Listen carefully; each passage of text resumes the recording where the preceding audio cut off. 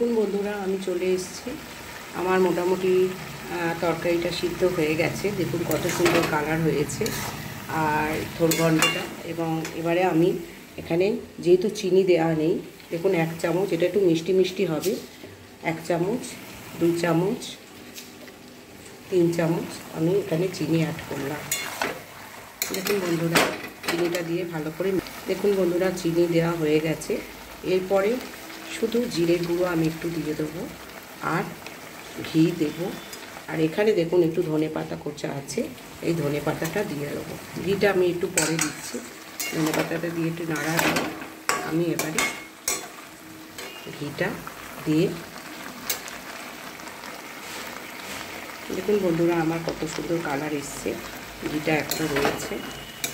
আপনারা চাইলে এরকমভাবে খাবেন, আপনাদের ডাল দিয়ে, শুকনো ভাত দিয়ে, যে কোনো তরকারি দিয়ে আপনাদের ভালো লাগছে। যে কোনো দিয়ে চলে আসছি পরের ভিডিওতে। যদি আমার ভিডিও ভালো লাগে, লাইক, শেয়ার, সাবস্ক্রাইব করবেন। ধন্যবাদ।